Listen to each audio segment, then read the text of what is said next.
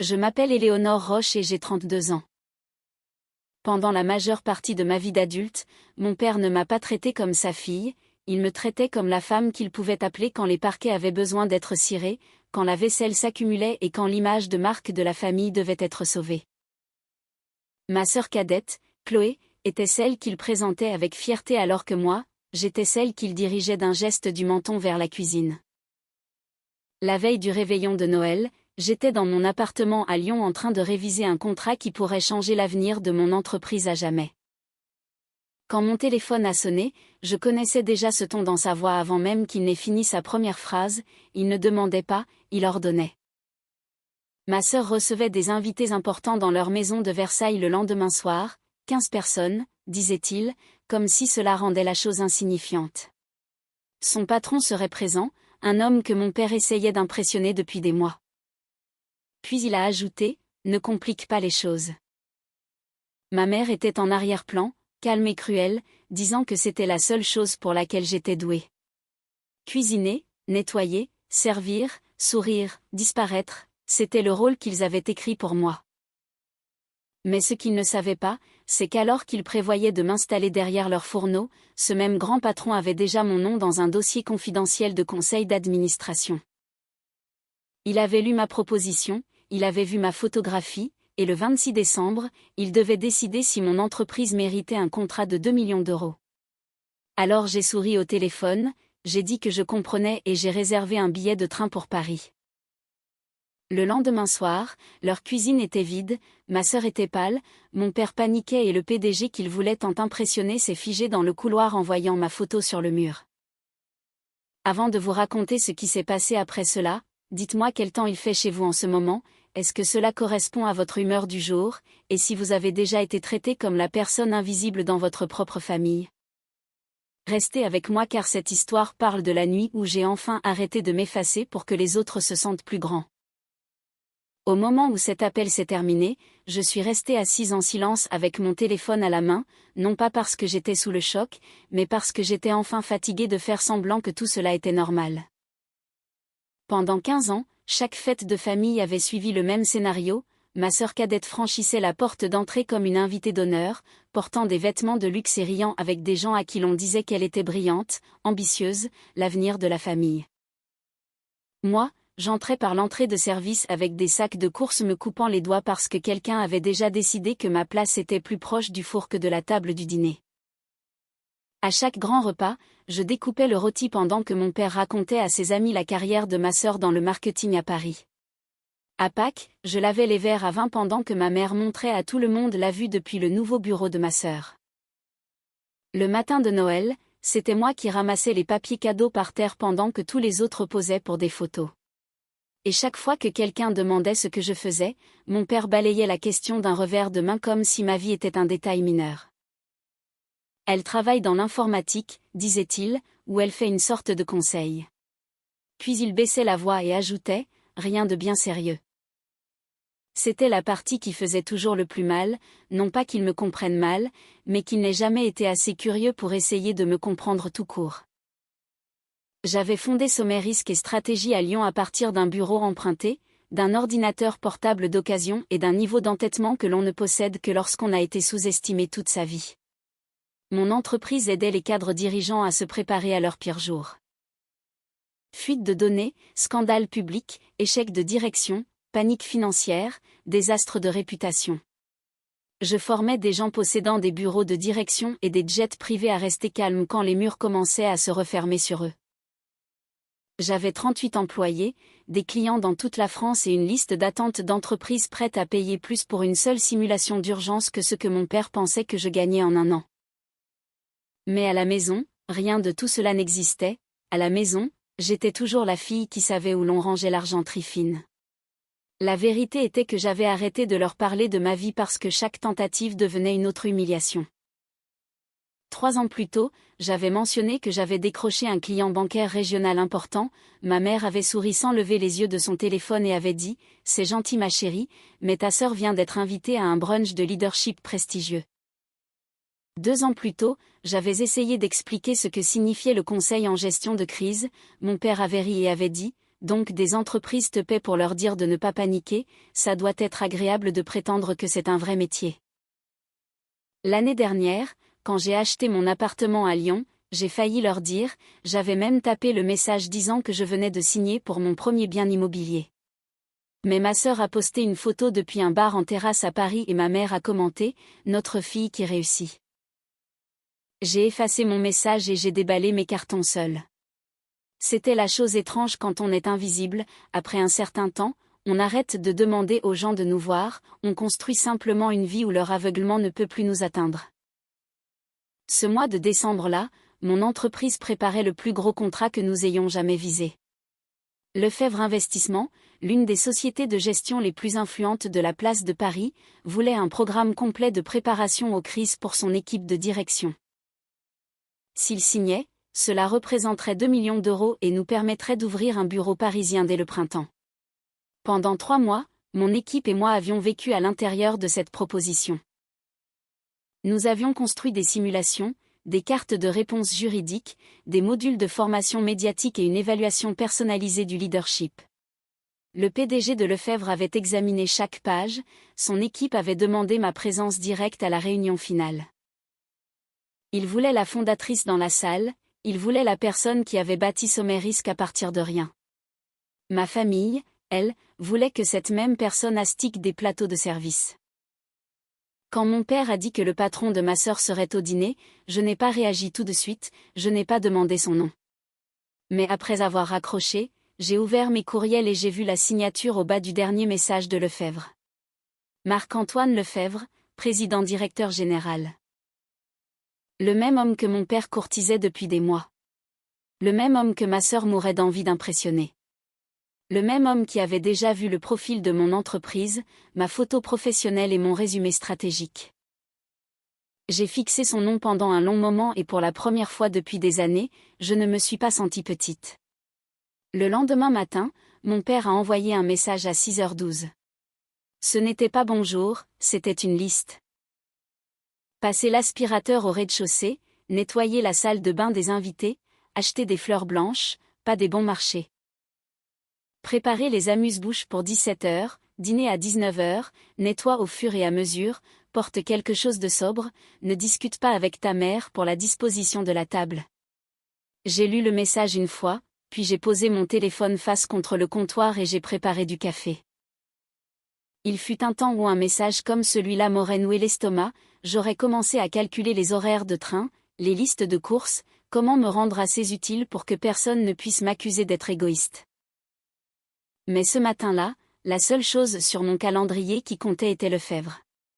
Mon équipe avait un dernier appel de préparation à 9h, mon train pour Paris était à 18h.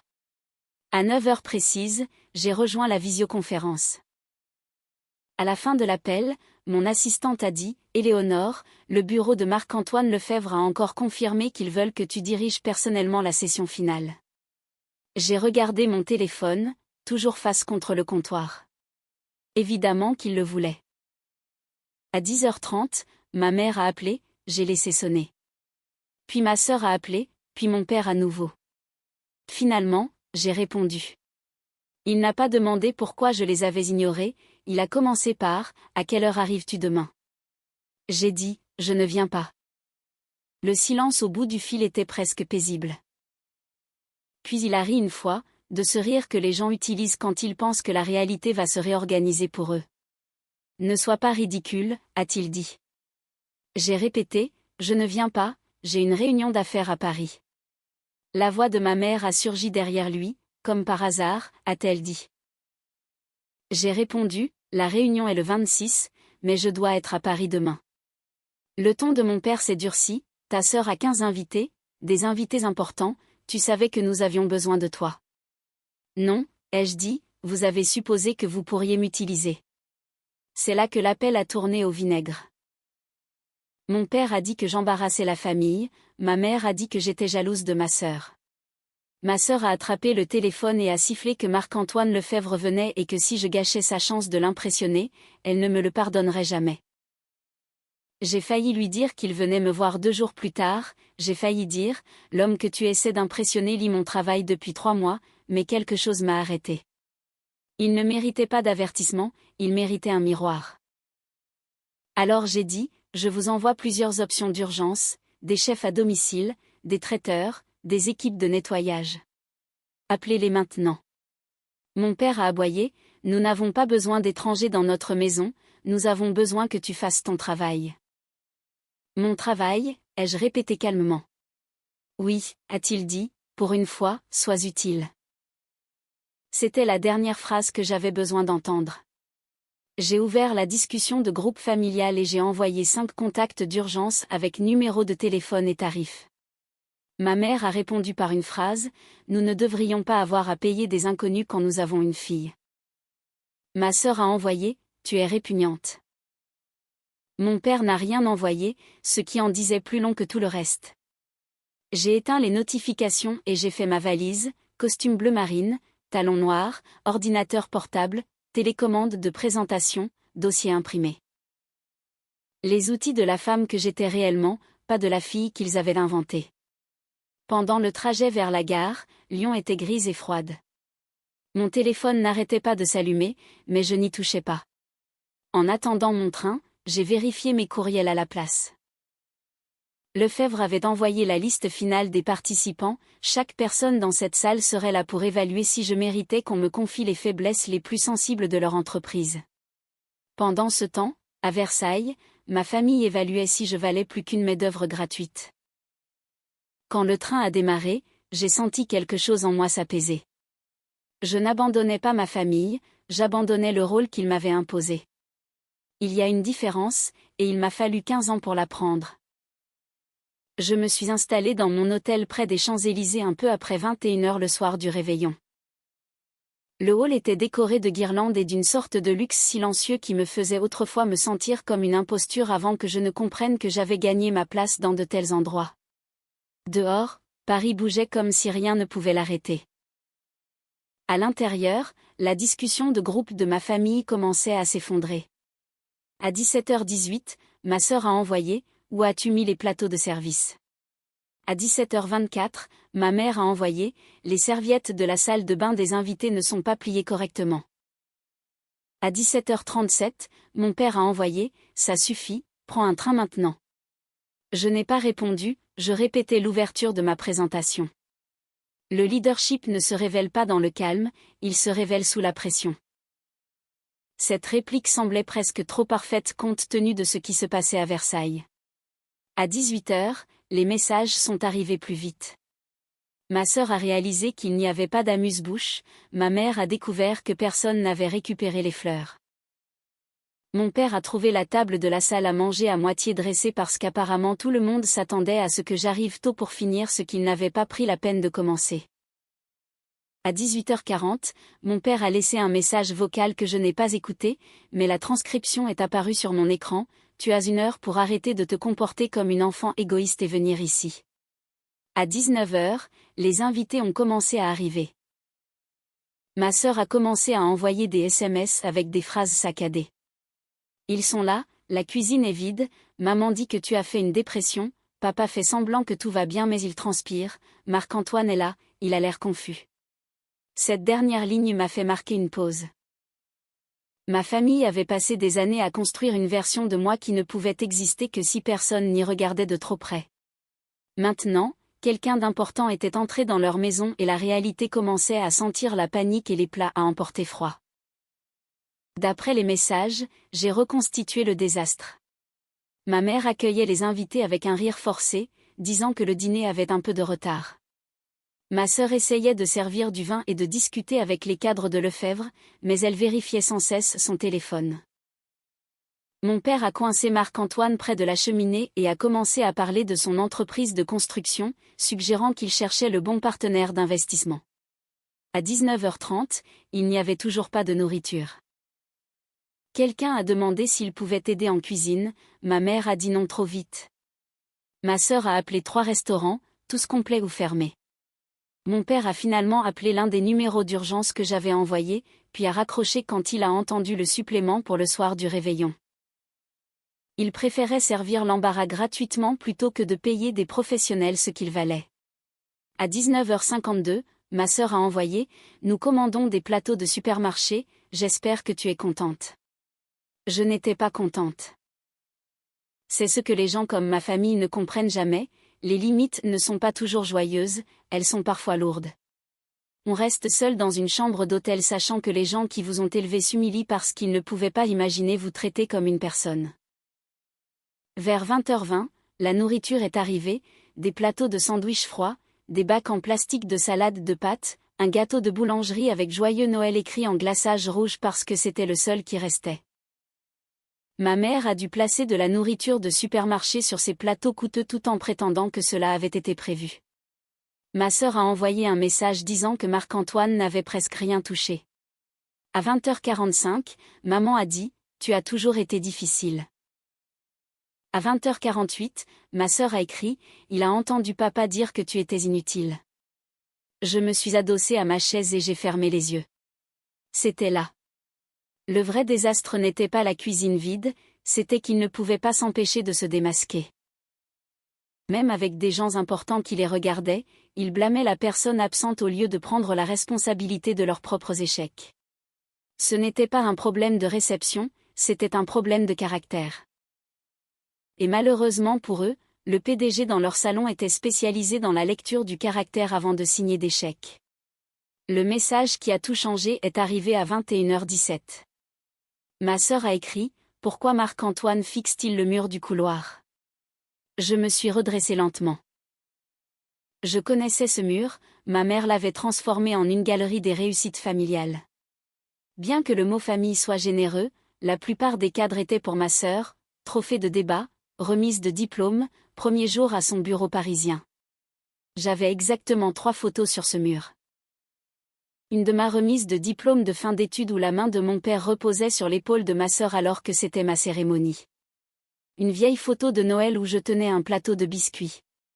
Et une photo que ma tante avait envoyée à ma mère l'année précédente après l'avoir vue en ligne. Elle me montrait sur scène lors d'un forum sur le leadership féminin à Lyon, portant un costume noir et tenant un micro avec les mots sommet de la direction des risques derrière moi. Ma mère l'avait mise dans un cadre parce que ma tante avait fait un commentaire sur mon allure impressionnante, mais elle l'avait placée bas sur le mur, presque cachée entre de plus grandes photos de ma sœur. Elle n'avait jamais demandé ce qu'était cet événement, elle pensait probablement que c'était un petit truc de réseautage local, mais Marc-Antoine Lefebvre avait déjà vu cette image exacte. Elle était dans mon profil de conférencière joint à la proposition de mon entreprise. À 21h20, ma sœur a envoyé un autre SMS, il a demandé si tu étais ma sœur. Puis plus rien. Plus tard, j'ai appris ce qui s'était passé pendant ces minutes de silence. Marc-Antoine s'était arrêté dans le couloir en allant chercher son manteau.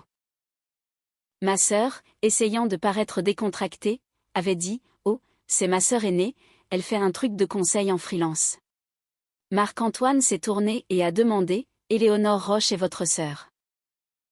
Ma sœur a ri nerveusement et a dit « Oui, mais elle n'est pas vraiment impliquée dans quoi que ce soit de sérieux. » Mon père les a rejoints et a dit « Éléonore aime donner de l'importance à de petites choses, elle a toujours été comme ça. » Ma mère a ajouté « Elle est douée pour les choses pratiques cependant, d'habitude elle nous aide pour le dîner. » C'est là que l'expression de Marc-Antoine a changé. Il n'a pas élevé la voix, les hommes comme lui n'avaient pas besoin de volume pour rendre une pièce glaciale. Il a simplement demandé « Que fait exactement Éléonore ?» Mon père a haussé les épaules, du conseil, un truc de bureau.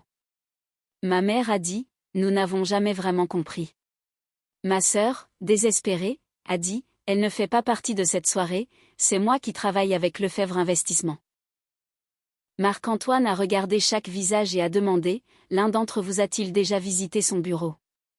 Personne n'a répondu. Il a demandé « Avez-vous déjà posé des questions sur ses clients ?» Silence. Il a demandé « Savez-vous pourquoi elle est à Paris cette semaine ?» Mon père a froncé les sourcils et a dit « Elle prétend qu'elle a une réunion d'affaires. » Marc-Antoine a hoché la tête lentement et a dit « Je vois. » C'était tout. 2 mots, je vois. Mais d'après ce qu'on m'a dit, toute la pièce a senti le basculement. Mon père a essayé de le ramener à une conversation sur l'investissement immobilier, Marc-Antoine n'a pas mordu à l'hameçon. Ma sœur a essayé de proposer une idée de campagne, il a dit, ce soir n'est peut-être pas le moment approprié. Puis il les a remerciés pour l'invitation, a mis son manteau et est parti avant le dessert. À 21h39, ma sœur m'a enfin envoyé un SMS, « Qu'as-tu fait ?» J'ai failli rire parce que la question était tellement à l'envers. Je n'avais rien fait, c'était tout l'enjeu. Je ne les avais pas dénoncés, je n'avais pas appelé Marc-Antoine. Je m'étais simplement retiré du rôle qui maintenait leur illusion en vie et tout s'était effondré sans moi pour le soutenir. À 22h04, mon père a laissé un autre message vocal que j'ai écouté cette fois. Sa voix était basse et furieuse. Je ne sais pas à quel jeu tu joues, mais tu nous as fait passer pour des imbéciles ce soir, tu m'appelleras demain matin pour t'expliquer. Je l'ai supprimé. Puis j'ai ouvert ma présentation une dernière fois et j'ai révisé la diapositive finale. Le titre original était dirigé pendant la crise, je l'ai changé en la responsabilité sous pression. C'était plus précis. Avant d'aller plus loin, laissez-moi vous demander quelque chose. Avez-vous déjà regardé quelqu'un vous sous-estimer si complètement que la vérité semblait presque impossible quand elle est enfin apparue? Vous seriez-vous expliqué tout de suite ou auriez-vous laissé les autres découvrir la vérité de la manière la plus inoubliable possible? Dites-moi ce que vous auriez fait. Parce que le lendemain matin, c'est là que mon père a appris que la femme qu'il traitait d'inutile était la personne qui se tenait entre lui et l'investissement qu'il désirait le plus. Le 26 décembre, je suis arrivé chez Lefebvre Investissement avec 20 minutes d'avance. Leur bureau était situé dans les étages élevés d'un immeuble parisien, tout en verre, moquette silencieuse et salle de conférence. Je portais un costume anthracite et je ressentais ce calme étrange qui survient quand on sait qu'on a déjà survécu à des épreuves bien pires. À 9h précises, Marc-Antoine Lefebvre est entré avec son équipe. Il m'a serré la main en premier. « Mademoiselle Roche, a-t-il dit, c'est un plaisir de vous rencontrer enfin en personne. » Son visage ne laissait rien paraître. J'ai dit, de même.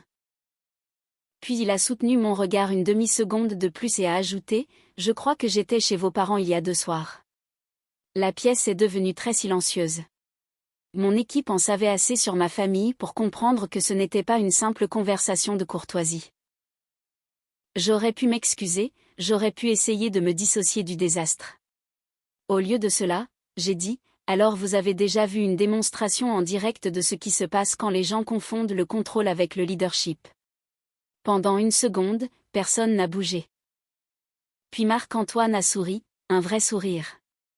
Il a tiré une chaise et s'est assis. C'est exactement pour cela que je voulais poursuivre cette réunion.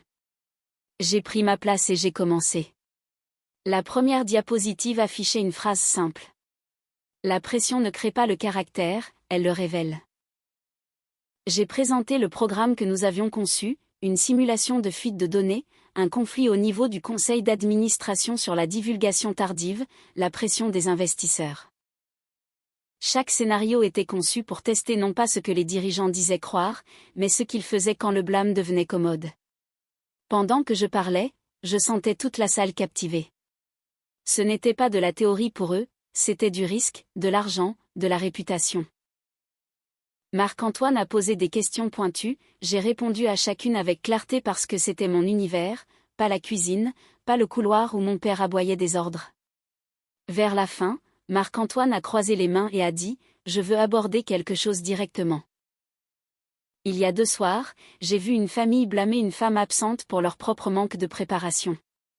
J'ai vu des gens parler de vous avec mépris alors qu'ils se trouvaient sous une photographie prouvant qu'ils n'avaient jamais pris la peine d'apprendre qui vous étiez. Puis aujourd'hui, je vous ai vu expliquer le leadership de crise mieux que quiconque. Ce contraste me dit tout ce que j'ai besoin de savoir. Lefebvre souhaite aller de l'avant avec sommet, risque et stratégie. Programme complet, engagement de 2 ans, 2 millions d'euros, soutien à l'ouverture du bureau de Paris inclus. Pendant un moment, je n'ai entendu que ma propre respiration, non pas parce que je doutais de le mériter, mais parce qu'une partie de moi se souvenait encore de mes 17 ans. Debout devant un évier plein de vaisselle pendant que mon père disait aux invités que ma sœur était celle qui avait de l'avenir. J'ai signé le contrat d'une main ferme. Marc-Antoine a signé après moi, puis s'est levé pour me serrer la main à nouveau. Félicitations, Mademoiselle Roche. Après avoir servi le champagne, son directeur de la communication a demandé s'il pouvait annoncer le partenariat sur LinkedIn. J'ai approuvé la formulation. Il n'y avait rien de personnel, rien de cruel, juste une annonce professionnelle. Lefebvre Investissement était fier de s'associer à Sommet Risque et Stratégie et à sa fondatrice et PDG, Éléonore Roche. En 1 heure, la publication s'est propagée dans les cercles financiers parisiens. Puis elle a atteint Versailles. Puis elle a atteint les personnes qui avaient assisté au désastre du réveillon. Un ancien invité a commenté « Attendez, est-ce la même Éléonore du dîner chez les Roches ?» Un autre a écrit « Partenariat incroyable, le monde est petit. » Quelqu'un du bureau de ma sœur a aimé le post puis l'a fait circuler. Mon téléphone a commencé à s'allumer. Ma sœur d'abord, est-ce que c'est vrai? Puis ma mère, pourquoi tout le monde m'appelle? Puis mon père, réponds à ton téléphone maintenant. Je n'ai pas répondu. J'étais dans une pièce pleine de gens qui respectaient mon travail et je refusais de sortir de ce moment pour gérer les émotions de personnes qui n'avaient jamais géré leur cruauté envers moi. Plus tard dans l'après-midi, Marc-Antoine a demandé à me parler en privé. Il m'a dit que mon père l'avait appelé pour essayer d'expliquer qu'il y avait eu un malentendu. La voix de Marc-Antoine était calme, mais il y avait de l'acier dessous. Je lui ai dit qu'il n'y avait pas de malentendu. Il m'a demandé de reconsidérer sa proposition d'investissement. Je lui ai dit que je ne pouvais pas faire confiance au jugement d'un homme qui ne reconnaissait pas le leadership chez sa propre fille alors que sa photo était accrochée dans son couloir. Cette phrase a voyagé plus vite que le post LinkedIn.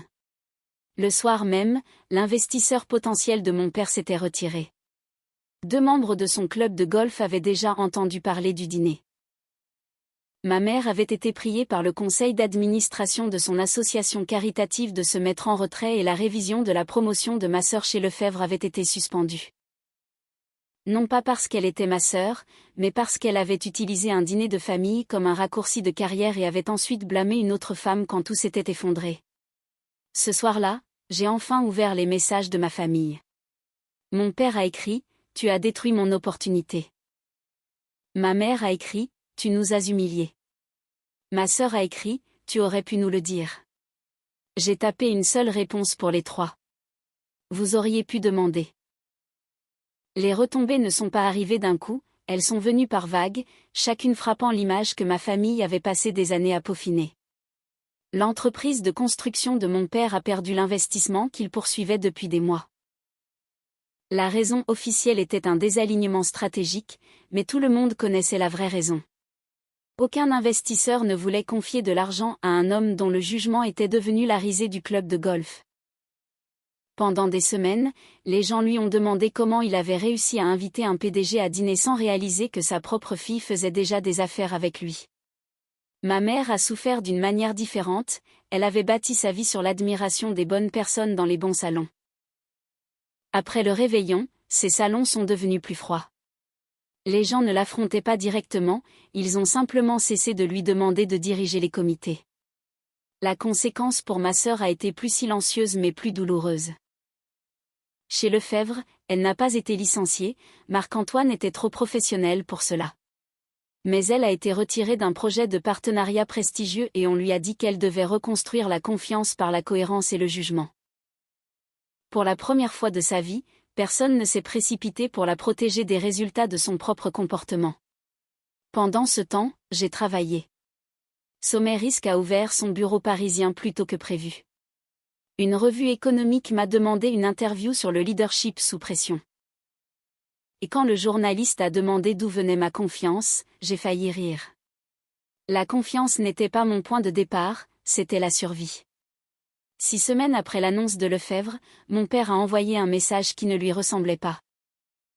Éléonore, j'aimerais qu'on se voie, pas pour se disputer, mais pour écouter. J'ai fixé le message pendant un long moment avant d'accepter. J'ai choisi le lieu, un café calme à Paris, neutre, mais plus proche de mon monde que du leur. Quand ils sont arrivés, ils semblaient plus petits que dans mes souvenirs. Avant que quiconque puisse commencer, j'ai posé une feuille de papier sur la table. Voici mes conditions, ai-je dit, si vous voulez une relation avec moi, c'est par là que nous commençons. Ils ont lu en silence. Respect égal, sans exception. Plus jamais de traitement comme de la main-d'œuvre gratuite. De vraies excuses sans me blâmer pour votre embarras. Reconnaissance publique de ma réussite professionnelle. Thérapie individuelle et familiale si nous voulons reconstruire quoi que ce soit. Ma mère a inspiré brusquement au mot thérapie, mais mon père ne l'a pas laissé parler en premier. Il m'a regardé et a dit « Je suis désolé, pas pour avoir été pris, pas pour avoir perdu l'investissement. Je suis désolé parce que je t'ai utilisé comme un outil et que j'ai appelé cela la famille. » J'ai attendu. Il a continué « J'aimais t'avoir dans ce rôle parce que cela rendait ma vie plus facile. Et quand tu as réussi, je ne l'ai pas vu parce que le voir m'aurait forcé à admettre à quel point je t'avais maltraité. » Les yeux de ma mère se sont remplis de larmes, mais pour une fois, je ne me suis pas précipitée pour la consoler.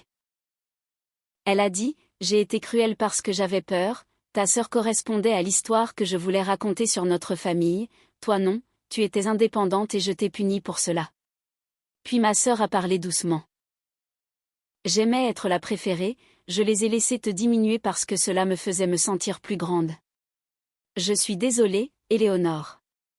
Je ne leur ai pas pardonné ce jour-là, le pardon n'est pas une performance, mais je leur ai dit que la porte n'était pas verrouillée, elle était gardée. Au cours de l'année suivante, ils ont essayé, imparfaitement, maladroitement, mais ils ont essayé. Mon père corrigeait les gens quand ils parlaient de mon travail avec dédain. Ma mère a dit à son cercle d'amis qu'elle s'était trompée sur moi. Et oui, cela lui a coûté sa fierté, ce qui était précisément la raison pour laquelle cela comptait. Ma sœur est allée en thérapie et a arrêté de me demander des faveurs déguisées en urgence. Le Noël suivant, j'ai organisé le dîner dans mon appartement de Lyon, non pas parce qu'il l'exigeait, mais parce que je l'avais choisi. Et je n'ai pas cuisiné, j'ai engagé une équipe de traiteurs professionnels, je les ai payés généreusement et je me suis assise en bout de table pendant que tout le monde était servi. Mon père a regardé l'un des serveurs m'appeler Mademoiselle Roche et pour la première fois, il n'avait pas l'air embarrassé, il avait l'air fier. Pendant le dîner, ma mère a levé son verre et a dit, à Éléonore, qui a bâti une vie que nous aurions dû voir bien plus tôt. Ce n'était pas une fin parfaite, les guérisons réelles le sont rarement, mais c'était un début honnête. Cette histoire nous rappelle avec force que notre valeur ne dépend jamais de la manière dont les autres, même notre propre famille, choisissent de nous percevoir. Trop souvent, dans les dynamiques familiales, des rôles sont attribués de manière arbitraire, et celui de l'enfant invisible ou du serviteur de l'ombre est l'un des plus destructeurs. Pourtant, c'est précisément dans ce silence et cette autonomie forcée que se forgent parfois les caractères les plus résilients et les leaders les plus accomplis. Le succès d'Éléonore n'est pas seulement financier ou professionnel, c'est une victoire sur le récit qu'on lui imposait. En refusant de se soumettre une fois de plus à l'ordre familial au détriment de ses propres responsabilités, elle n'a pas seulement protégé sa carrière, elle a forcé ses proches à se confronter à leur propre médiocrité et à leur manque de discernement.